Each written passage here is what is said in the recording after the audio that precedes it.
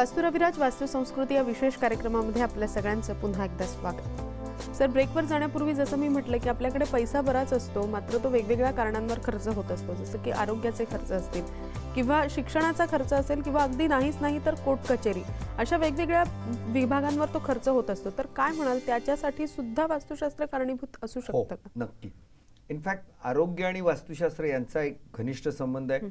किंबहुना या विषयावर किंवा शैक्षणिक प्रगती आणि वास्तुशास्त्र आणि कोर्ट कचेरी आणि वास्तुशास्त्र या विषयावर सुद्धा आपल्याला एक एक एपिसोड करता येईल, एवढं प्रचंड त्याच्यामध्ये साहित्य आणि ते सांगण्यासारखं।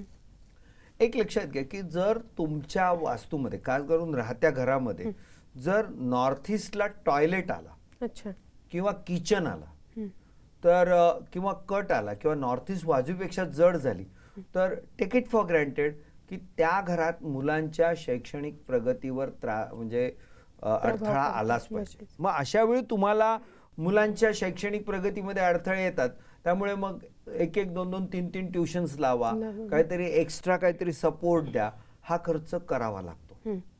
पण जर मी असं म्हणेन की त्याच ऐवजी जर त्या नॉर्थ ईस्टच्या टॉयलेटला जर आपण वास्तू रेमेडीज केल्या तर या खर्चाची बचत। बरं, असं नाहीये एकदा नाही, जर सपोज 2 मुलं आहेत, आज पहिला मोठा मुलगा 10वीला आहे, तो 2 वर्षांनी 12वीला जाईल, तर धाकटा मुलगा 10वीला येईल, मग त्यावेळी दोघांसाठी तुम्हाला मोठ्या प्रमाणावर भारी क्लासेस लावा आणि बाकीचं भारी साहित्य त्यांना पुरवा, म्हणजे खर्च हा वाढत राहणार। पण जर एकदा का तो वास्तुदोष कंट्रोल केला तर तो पुढचा खर्च वाचू शकतो। आरोग्य साधारणपणे एक लक्षात घ्या की ईशान्य दिशा जर वास्तुदोष आला तर आरोग्याच्या सौम्य स्वरूपाच्या तक्रारी सुरू होतात। अच्छा, पण नॉर्थ ईस्ट आणि साऊथ ईस्ट या दोन्हीही दिशा बिघडल्या आणि दोन्ही दिशांमध्ये जर वास्तुदोष आले तर गंभीर स्वरूपाचे आजार येतात। मग मला एक सांग की आजार आला तर कुठल्याही परिस्थितीत हॉस्पिटलला जावं लागेल। म्हणजे याचा अर्थ मगाशी मी जे उल्लेख केला की नॉर्थ ईस्ट मध्ये किचन आलं, याचा अर्थ काय झालं की जिथे जलतत्व असायला पाहिजे तिथे अग्नितत्व आलं, आणि जिथे अग्नितत्व असायला पाहिजे ते रिकाम आहे, म्हणजे जलतत्व आणि अग्नितत्व दोन्ही बिघडले। अशा घरामध्ये आरोग्याचे म्हणजे गंभीर स्वरूपाचे आजार वारंवार येणार। मग जर आजारी पडलं तर आपण दुर्लक्ष करतो का? वेळ प्रसंगी लोक कर्ज काढून सुद्धा पण आजारावर ट्रीटमेंट करतात, स्वाभाविक आहे। म्हणजे अशामुळे तुमचा आलेला पैसा हा वायफळ खर्चामध्ये जात असतो, ह्याच्यावर तुम्ही ओळखलं पाहिजे आणि तुम्ही त्या दृष्टिकोनातून उपाययोजना केल्या पाहिजे। तिसरी गोष्ट, लीगल प्रॉब्लेम।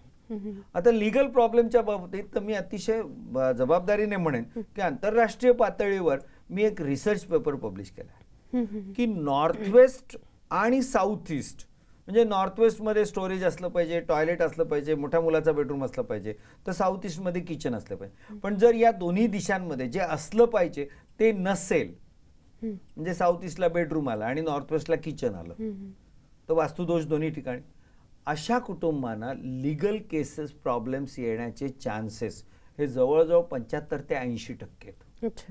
आणि मग अशा वेळी तुम्हाला लीगल कोणी जर तुमच्यात कोर्टात केस टाकली, तुम्हाला सारख्या कोर्टाच्या चक्रा आल्या, वकील नेमणं आलं म्हणजे खर्च आला, मग तो टाळता येणार नाही तर कोर्टाची बेअदबी होईल, आणखीन तुमच्यावर दुसरा गुन्हा दाखवले, म्हणजे हा जो प्रकार आहे। मग अशा वेळी तुम्ही या सगळ्या वास्तुदोषांना, बरं तुम्ही प्रॉपर्टी घेताना हे बघितलेलं नसतं, किंवा तुम्ही जेव्हा एखादा कारखाना, दुकान, व्यवसायाची जी काय वास्तू डेव्हलप करता त्यावेळी तुम्ही तुमची सोय बघता, वास्तुशास्त्राकडे दुर्लक्ष करता, आणि मग हे केल्यामुळे तुम्ही जे वास्तुदोष आयदर तुमच्या नशिबात आलेत किंवा निर्माण करून ठेवले, मग तुम्हाला भोगावं लागतं। पण त्याच्यावर उपाय आहेत ना।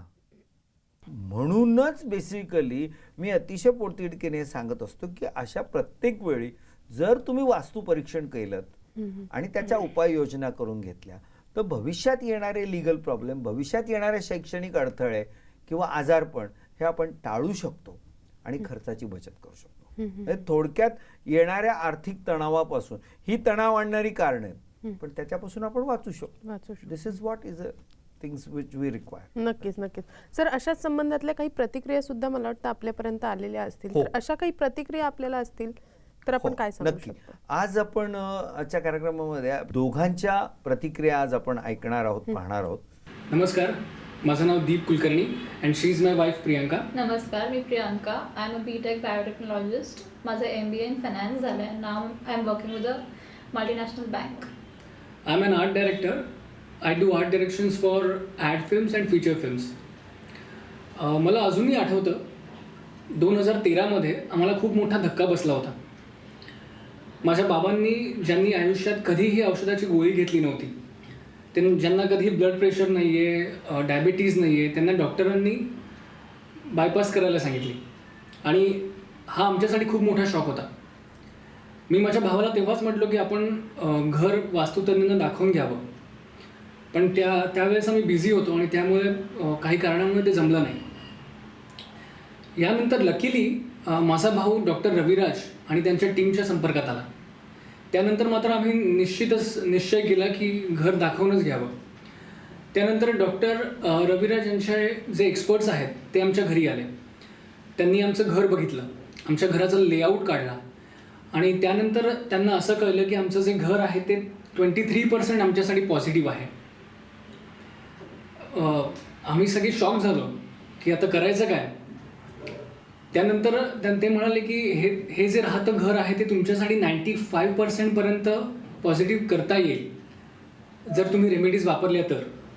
आम्ही काही वेळ न घालवता लगेच त्या रेमेडीज अप्लाय केल्या. फॉर एक्झाम्पल, आमचा देव्हारा हा चुकीच्या ठिकाणी होता. तो देव्हारा त्यांनी आम्हाला शिफ्ट करायला सांगितला. आम्ही तो देव्हाराही शिफ्ट केला. आणि सगळ्यात महत्त्वाची गोष्ट जी मला आवडली, म्हणजे आमच्या घरातल्या फॅमिली मेंबर सगळ्यांनाच आवडलेली गोष्ट म्हणजे घराची कुठलीही तोडफोड न करता काही कॉस्मेटिक चेंजेस तुम्ही म्हणू शकता, त्या फक्त ॲड करून ह्या रेमेडीज आहेत आणि that was best for me. आम्ही त्या ॲड केल्या आणि आम्हाला चेंजेस जाणवू लागले. I really thank from the bottom of my heart to Dr.